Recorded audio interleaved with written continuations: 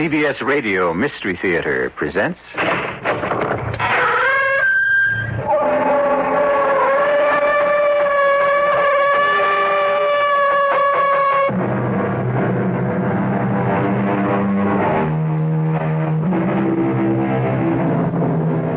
Come in. Welcome. I'm E.G. Marshall. Someone said to me the other day, you know, E.G., you talk a lot about imagination. At first I thought he might be right, but the more I thought about it, the more it seemed to me he was wrong. As far as I can see, there isn't a more powerful force in the world than imagination. After all, I made a career with mine, in films, TV, on the stage, imagining myself to be all sorts of characters. And you, well, you derive much pleasure from yours when you become the hero or heroine of the stories I bring you. As tonight, each woman will become Dora, and each man Charles Daring, caught up in circumstances which, well, listen. That clock. What, Dora? What? Oh, that clock, Charlie. It's going to drive me up the wall. Oh, come on now. It's only a clock. Grandfather clock. It never stops, day and night. It goes on and on like his heart. He said, your Uncle Jonas said that its beat was like his own heart. Steady, solid, never stopping. Charlie, we've got to get out of here. We've got to leave this awful place. I know, but where can we go, Dora? Where? We're trapped.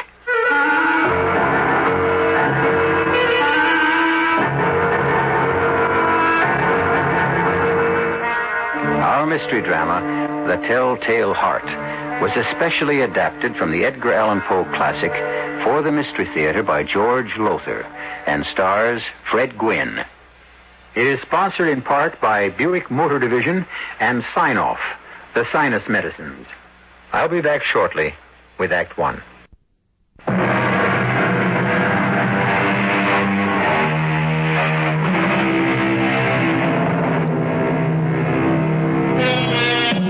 As you know, I've always had an intense interest in diaries, the day-to-day journals of those who, for one reason or another, recorded the events of their daily lives.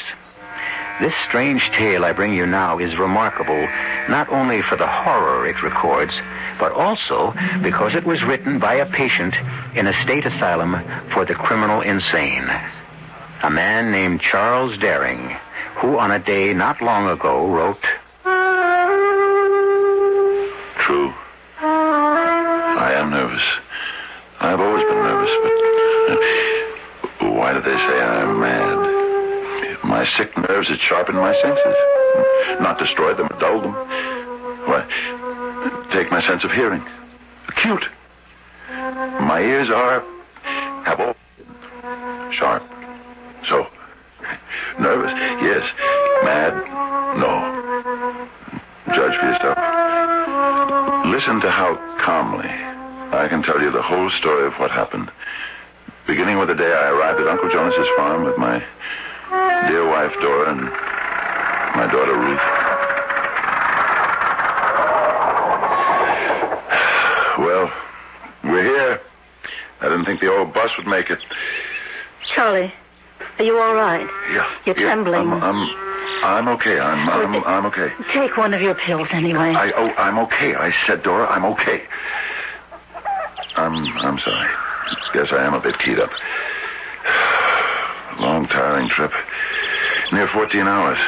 Worrying the car was going to break down, but I'm all right now. We're here. Looks lonely, Daddy. Real lonely. Oh, Ruthie. It's a roof over our heads till things get better. Hello there. Hello. Here at last, I see. I thought you'd never get here. Of course, you're little Charlie Daring, my nephew. All grown up now, though, huh? Hello, Uncle Jonas. Gosh, it's good to see you. And this beautiful young woman is your wife, Dora, huh? And this charming little girl, your daughter, Ruth. That's right. Well, come on in. our place is might run down, I'm afraid, but, well, you know, I'm not young as I used to be, and being way out here in what's practically wilderness, it's hard to get help. Well, you'll have me now, Uncle Jonas. Yeah.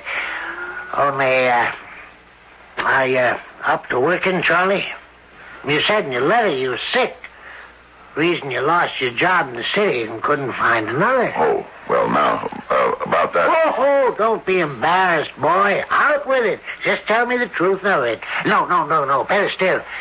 You tell me, Dora. Charlie isn't really sick. I mean, physically. He's as strong as any other man, and he's healthy, too. Only, it's his nerves, that's all. That's all? Well, that's a lot, ain't it? Well, no, not really. It's just that now and then he gets these terrible headaches that kind of knock him out, and he starts trembling and sweating, and it's kind of a cold sweat. Well, now, this sounds real bad. No, it isn't, Uncle Jonas. Honest. These attacks, they don't happen all the time. Not much, only now and then. And I've got these pills the doctor gave me, and, well, listen, you'll see. I'm going to earn our keep here, Uncle Jonas. Make you glad you took us in when we needed a roof over our heads. I'm a hard worker, Uncle Jonas. A real hard worker. Well, sure you are, Charlie. And I'm sure Dora is, too. Oh, yes. And Ruth. She looks like a good, strong girl for her age. And how old are you, Ruthie? 9, sir. 9 years old. My gracious, would you believe I'm 60 years older than you? Know what I've got it in mind for you to do? No, sir. Something you like. Feeding the chickens. Now, won't that be fun? Oh, yes, sir. Of course it will. That's milking the cows. Well, I guess you'll have to learn how to do that, but old Uncle Jonas will show you. Oh, then there's the horses. Jake and Jenny use them for plowing, you know. You'll want to take care of them, feed them, clean their stalls, change their hay. Excuse me, Uncle Jonas. Yes, Charlie, yes? Ruth is a healthy girl, all right, strong for her age and all, but, well, all those chores, I think they might be just a bit too much for her. Oh, no, not at all. Do her good, Charlie. Make a woman of her. Well, look, suppose I milk the cows. But you'll be out in the fields by that time, plowing, seeding, cultivating, getting the crops in and all like that. Oh, yeah. Well, I see. Dora will be so busy in the house, you know, cooking, washing, housework and such. Well, she won't have time for that, so...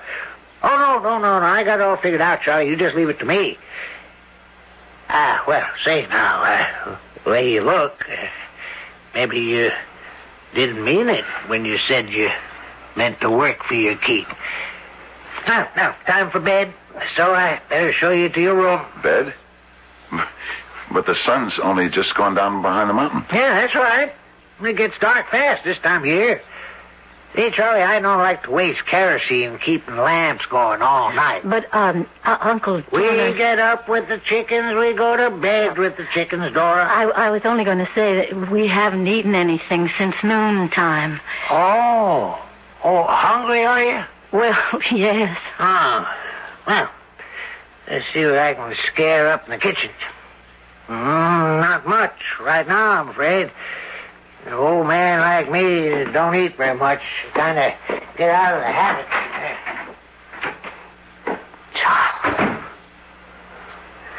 Charles, what have we got ourselves into? Sounds like he means to work us hard. To death, more like it. Charlie, I don't like your uncle. He scares me. Dora was right. As always, Uncle Jonas did mean to work us to death, or at least until we dropped. And always laughing jovially, joking that city life had weakened us, and farm work would soon make us strong. Well, as day went into week, we grew more and more exhausted from overwork and hungrier from lack of enough food. One morning in the kitchen... Charlie, you're back from the fields early. Early? It's nearly 12, and I've been plowing and seeding since before dawn. I'm pushed. Got a cup of coffee. I'll see if there's any left in the pot. He only lets me make one pot for the day, you know. I know. Where's Ruth? She was lying down. She came in from cleaning the horse stall, said she felt faint. She went to lie down, but... But what? He sent her out again. Said there was nothing wrong with her. Said she was faking. I've got to do something about all this. It can't go on. What can you do? We're broke. We're penniless. Miles from nowhere with a broken-down car. We're trapped. If I could only fix that carburetor. But I need a new part, a butterfly valve. Oh, forget it. We haven't got a chance. Maybe we have. The game warden. Game warden? Here. That's what's left of the coffee. A fellow named Harrington. Something like that. He came by the other day. All the way from Pomfret. Stopped to talk for just a minute. Said he makes it out this way about once a month or so, and if he could get that part for me in Pomfret... Well, now, what's this? In the kitchen instead of in the fields, drinking coffee at this hour, Charlie? Oh, I'm sorry, Uncle Jonas, but I just have to have something to keep me going. Sorry? Oh, nothing to be sorry about, Charlie. If you're tired out, you're tired out. Nerves, huh? No. Nerves, okay. Can't be. Got to be your nerves. Can't be the work. You're not doing that much.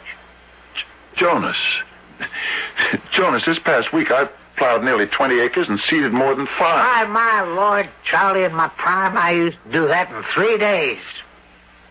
Now, I'll tell you, Charlie, I wanted you to get started on the Lowell field this afternoon, but if you're all tuckered out, you can't pull your weight around here. No, Jonas, I can do it. I don't want to force you to something, Charlie. I can do it, Jonas. Well, that's good. Good. Now, you go on out and work that field till 1 o'clock, and then we'll all sit down and have a good midday feed. Yeah, sure, Jonas. Sure. A good midday feed? Is that what you said, Uncle Jonas? When are you gonna stop calling me Uncle? Makes me feel old for a pretty young heifer like you to call me Uncle. Much too old. Oh, please. If you don't mind. Now, what have I done? I just put my hands on your shoulders.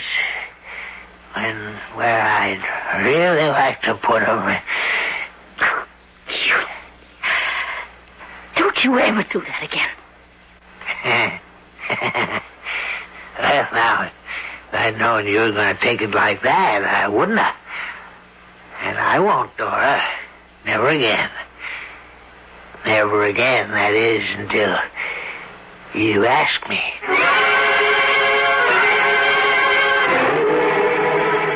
You're upset. You're all upset. Tell me what happened after I left. Tell me. Charlie, please. I've got to get supper on the table.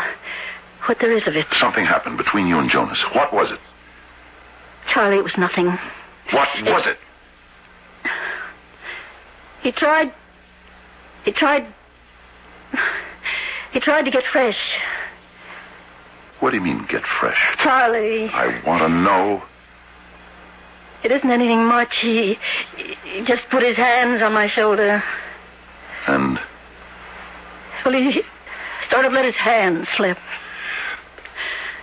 Charlie, that was all.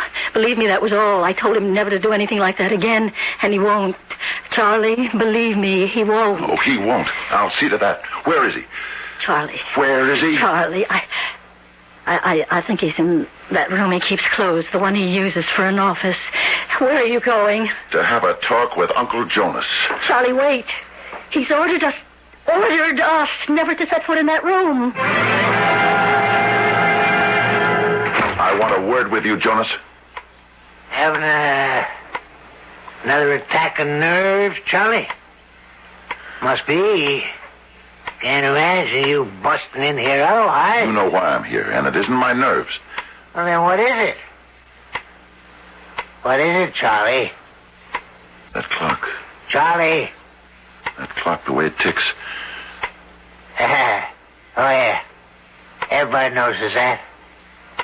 Everybody's ever been in this room, that is. It's more like a heartbeat, they say, huh?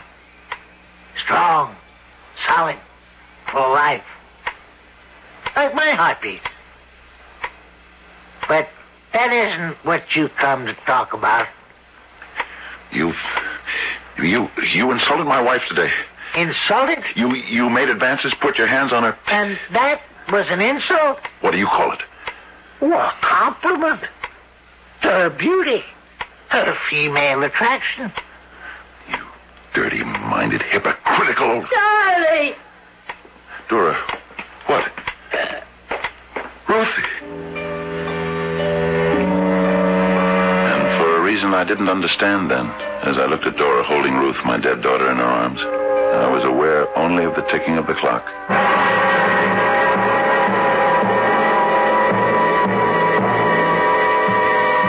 Trapped. Yes. Surely that's the word for Charles and Dora Daring, who accepted the help of Uncle Jonas, his offer to come and live on his isolated farm, only to find that his farm is a prison.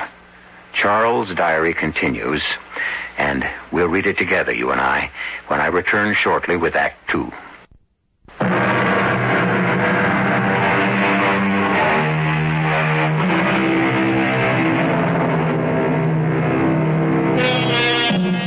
Dead. Only a word with little significance, really, unless spoken for the first time about someone you love. He is dead. She is dead. Then it hits you, the full impact of the word's terrible meaning. What do you do in that awful moment? How do you react? Some burst into tears, others are numbed into a silence. Whatever the emotion, it is deep and very personal, as was Charles Daring's. Perhaps even a curious reaction, born of his nervous condition, for he writes in the diary, and for a reason I didn't understand then, as I looked at Dora holding Ruth, my dead daughter, in her arms, I was aware only of the ticking of the clock. That huge grandfather clock in the room my uncle called his office. It grew louder and louder, filling, saturating the room with its beat. The beat that my uncle said was like the beat of his heart. Slow, steady, solid. And then, through the beating, as if from far off, I heard Dora's voice. Dead. She's dead, Charlie. Our little girl. No, Dora, you're mistaken. Here, let me take her in my arms. Ruthie. This is Daddy. Can you hear me, dear? Ruthie. Kid's dead. Anybody can see that. Shh, no, can't be. Charlie, dear. Give her to me. Let me take her. Yes. Put her on the bed in our room. Let her rest. Let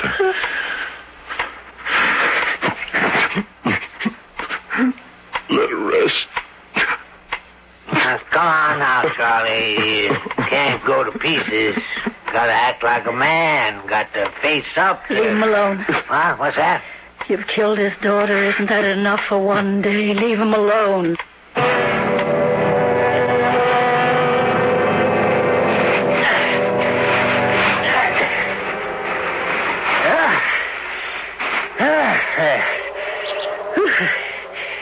The grave's filled in at last. We better get back to the house. This wind cuts to the bone. Oh, the cow's due for milking, too. I guess you or Dora have to do that from now on. So, I might as well get started. Not before I say a few words. Over Ruthie. What? Oh, go ahead. Then you can get to the milking. The Lord is my shepherd. I shall not want. He maketh me to lie down in green pastures. He leadeth me beside the still waters. He He restoreth my soul. He leadeth me in the paths of righteousness.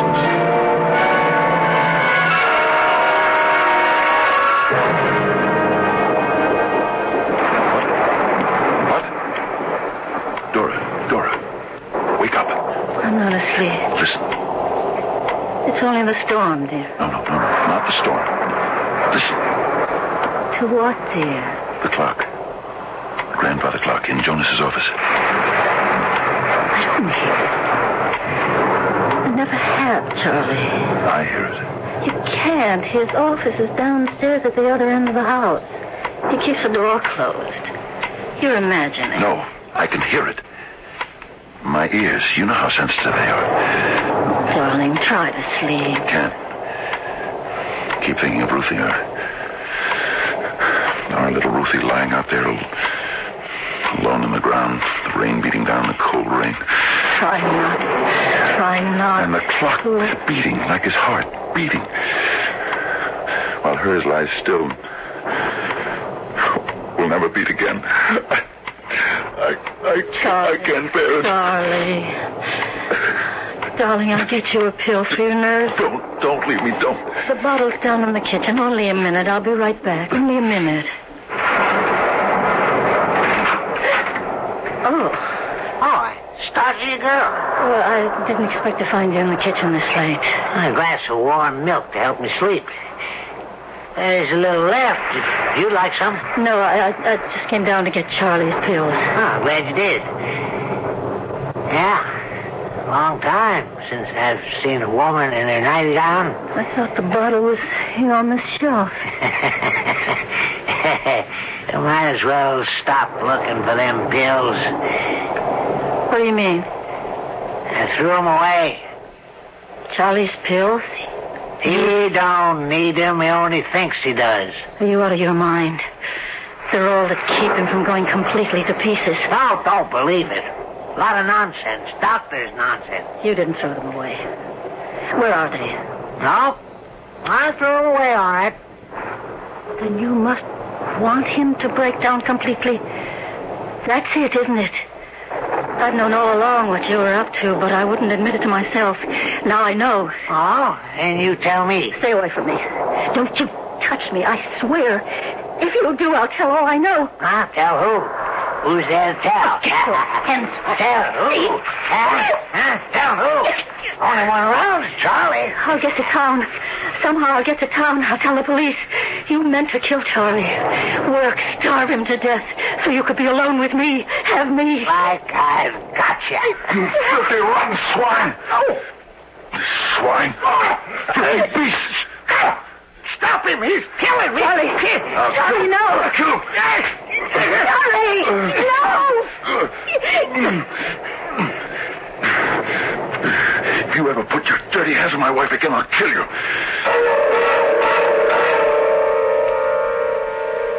There was no sleep for us that night, Dora and me. And by the time dawn showed beyond the mountains, we'd come to a decision. Too late to save our beloved daughter, but in time to save ourselves. If I could somehow manage to fix the car. So, after the usual skimpy breakfast, a piece of unbuttered bread and a cup of weak coffee. What's all this? Charlie, what you up to? Getting Dora and me out of here. That's what I'm up to. Oh, now, come on. Hold on, Charlie. Hold on. Let's talk this over. There's nothing to talk over. I don't think I knew what I was doing, Charlie.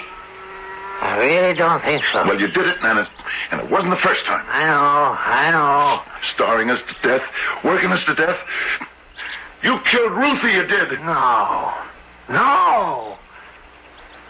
Charlie, you got to forgive me for what I've done without meaning to. You work us and starve us. I thought it was best for you. But I was wrong. And I admit it. And I ask you to forgive me. Well, Don't, Charlie. Don't do it. Oh, now, Dorothy. Don't you see what he's up to? If we leave, and we're leaving, he loses whatever work he can get out of you before you drop in your tracks. And he loses me. Now, girl, daughter. Don't you daughter me. Any woman could see through the likes of you. You'll kill him. That's why you threw away the pills he needs. And then you'll have me all to yourself. All alone. Out here in this forsaken wilderness. To do whatever you want with. Charlie, get that car running. If it's at all possible, get that car running.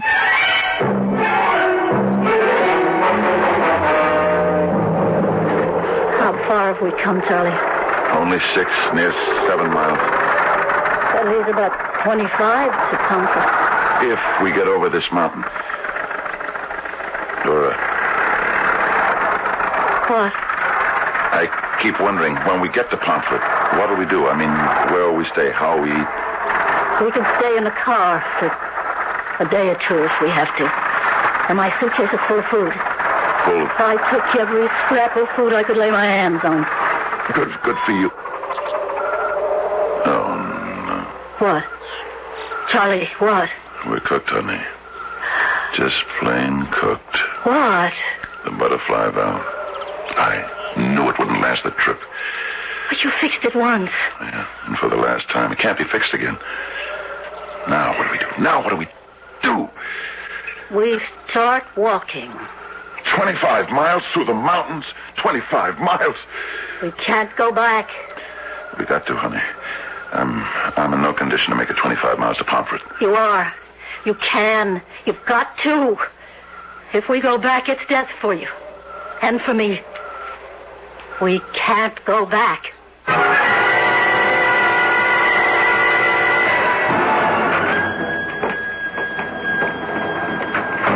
Who's there? Who's there? We come back. I figured you would. In fact, I knew you would. How did you know? How could you be so sure? What else could you do once you run out of gas? It wasn't that. I filled the tank from those cans in the barn. And I emptied it, Charlie. You? Left just enough for you to get maybe 10 miles. I noticed you had a busted gas gauge, so you'd never know. You are the most... Now.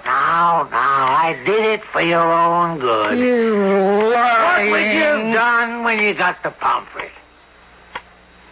Charlie, why do you always stare at that clock? The ticking, it hurts my ears, my hearing, awful sensitive. Painful. Listen, I'm sorry about what happened before you left. We're going to change all that. We're going to be friends. Try to be, anyhow. Here, let's have a drink on it.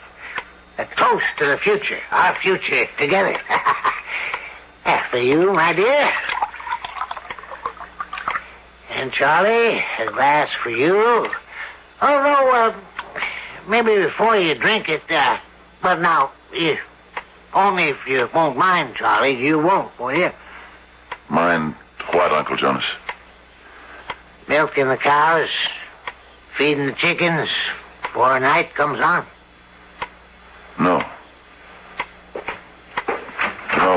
No, I don't mind. And now, daughter, a toast to us and our future together.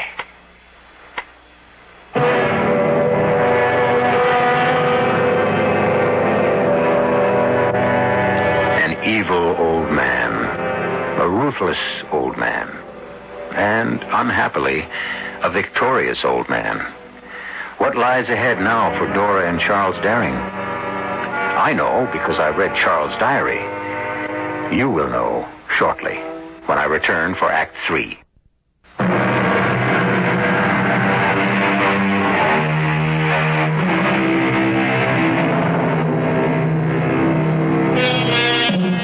One wonders at times on the nature of evil. What is it in all of us that on one occasion or another will make us do wrong when we know it to be wrong?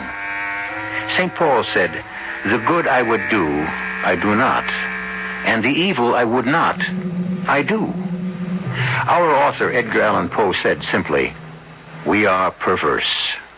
However it may be, there can be no question that Uncle Jonas is evil. I know he means to kill me through overwork and little food, and then do with Dora what he desires. But what can I do? We're trapped here on this isolated farm in the wilderness, cut off from any possible help, prisoners in the hands of this evil old man who... A car. Coming down the road, a car. A car. The game warden. I forgot the game warden. Hi there. Hi. Wait up. Wait up. Sure. Well, hello. Daring, isn't it? Yeah. We met once, months ago. Remember? I was plowing the fields and you came by and... Sure, I remember. Listen, I need help. Will you help me? Well, if I can. We tried to get away from here, my wife and I, but our car broke down. Oh, is that your car, half blocking the road 6 miles or so back? Yeah, carburetor went sour. I tried to fix it, but it didn't hold up. Well, there's not much I can do. I'm no mechanic. No, but you could pick up a carburetor for me in Pomfret, couldn't you? The next time you come out this way... Yeah, sure. I could do that, but... Well, you'll have a long wait. I don't come out this way more than once every other month, thereabouts. Oh, that's okay. I can wait, but will you do it? Sure, glad to. Charlie? Yeah? He wants to see you. Your uncle. All right. Coming. That your wife? Yeah. Oh, no wonder you want to get away from here. If I had a wife as pretty as yours, I wouldn't want her around that dirty old man either.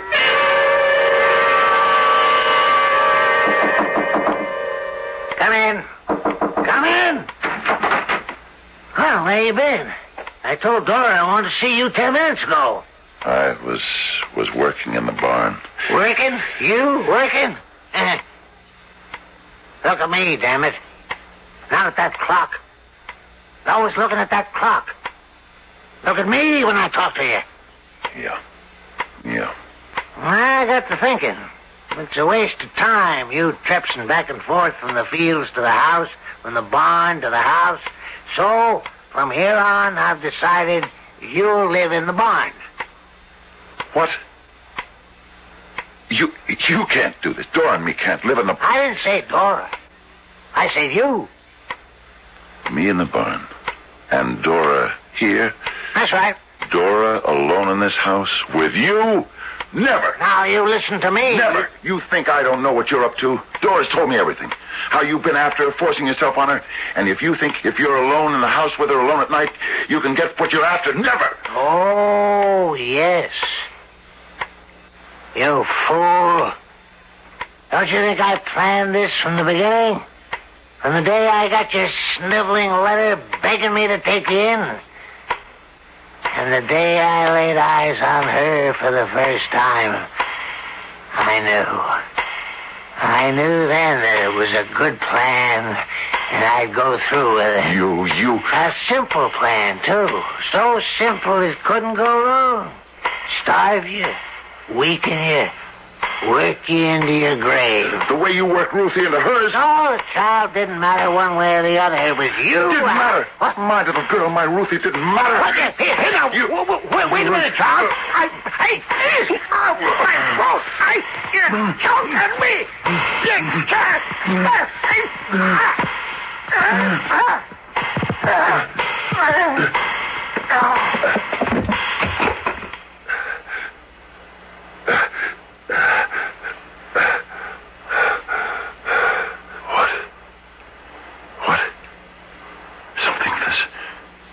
There's something. The clock. Stopped. Strange. Why so suddenly stopped? His heart. He said it was like the beating of his heart. It stopped. Would that mean... on the floor. Jonas, on the floor. Oh, my God. Oh, yes. Oh. killed him. Oh, God, I killed him. In my rage, I killed him. I am a murderer. I realized that I must do something to hide the body. But what? What? Where to hide it? If I tried to get out of the house into the barn, Dora might see me doing it. A chance I couldn't take. If I dragged it down the cellar, there was the risk she'd hear me. Where could I hide? And then my eyes, as they had so often done before, my eyes went to the clock. The clock that had stopped the very instant his heart stopped. A big clock, 6 feet tall and 2 feet wide. Was it possible that I might... If I could stand him up in that space, the clock hiding him, for a time, only for a time, to let me think what I might do afterwards. Yes, that is what I did. And just in time, I just stood his body against the wall and pushed the clock back into place, hiding it when... Yes? Mrs. Daring, of course? Yes. I'm Game Warden Carrington. I'd like to talk to your husband. Oh, well, he's with his uncle just now. Could you wait? Well, I'm afraid not. I want to get back to Pomfret before nightfall. Uh-huh. Is it important? It is to your husband. Well, Uncle Jonas gets angry when... Well, follow me. Thank you. What is it? I'm sorry to interrupt. The game warden's here. He says he's got to see Charles. Got to see him right away. Oh. Hello, Warden. See about that carburetor, Daring. Oh? Look, I don't like talking to you. You peering through a door open to crack. Could I come in? No. Uncle Jonas doesn't allow anyone... No, that's all right. Come in. Where's Uncle Jonas? He went down to the barn. Be back in a little while. Oh. Well, I'll leave you and the warden together. Sit down, Warden. Oh, no. This'll just take a minute, and I'm in a hurry. I got to thinking about that carburetor. Carburetor. Yes, carburetor. There's a good mechanic in Pomfret, Hutchinson. He could maybe rebuild it for you, save you some money. Oh, well... you all right, Daring? Yes, only... Well, what is it? Why do you keep looking at that clock? It isn't going. Of course it isn't. Well, you can see that. The pendulum has stopped. Yes, and yet... about the carburetor... Well, I was going to suggest... But I want your permission first. Suggest I take the carburetor out of the car on my way back to Pomfret, you know? Yes, do that. Well, the trouble is, I haven't got the tools. Tools? Yes. Are you listening to me? Yes, I'm listening. I've got a couple of screwdrivers, but no wrench and no pliers, so I wondered if you might have what I need. Yes, Well, if you could let me have them, I'll stop by the car, get the carburetor out, and take it to Hutchinson and Pomfret. He'll have plenty of time to work on it, because I won't be coming back this way for another... Daring, what is it? You think you're clever, don't you, Warden? Well, that's a funny thing to say. Nothing clever about taking a carburetor out of the car. I don't mean that. You know I don't mean that. Well, what do you mean? The sound. You hear it as well as I do. You hear it. What are you talking about? The heartbeat. His heartbeat. It has to be that. The clock has stopped. Look. The clock has stopped, but the beat, the beat. You hear it. I don't hear anything. Liar.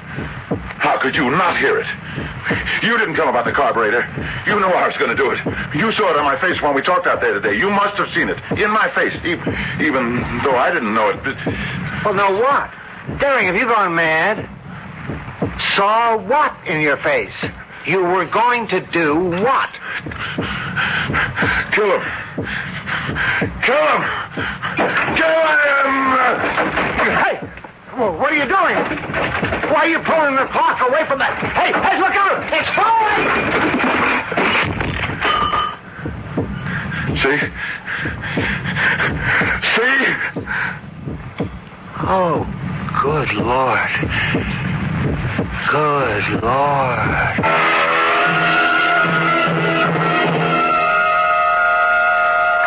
Charles, dear?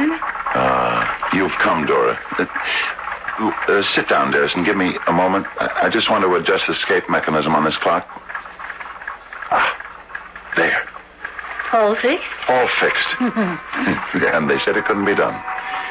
If it can be done, you're the man to do it. Dr. Leonardo says you're a genius when it comes to fixing clocks. Goodness, you fixed just about everyone in this whole...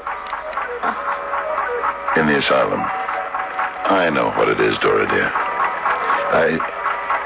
I just don't know why I'm here. No matter, sweetheart. So long as you're happy. Oh, very, very. And you? I'm fine. And Ruthie? Little Ruthie.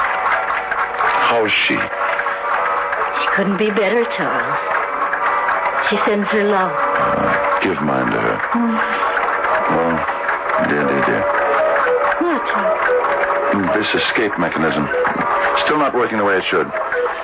If you'll excuse me, Dora.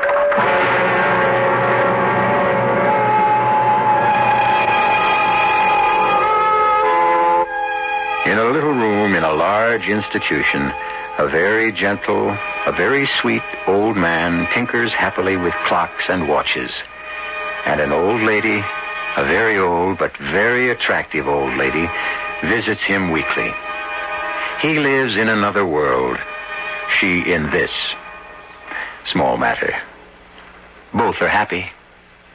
I'll be back shortly.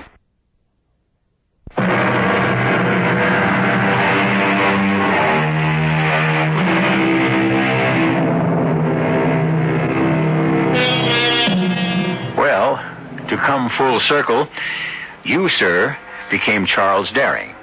And you, ma'am, or would you prefer Ms., became Dora. And as I pointed out earlier, you couldn't have done it without that miracle imagination. Think. How completely did you become Charles, Dora? Did you become them? Or did you only listen?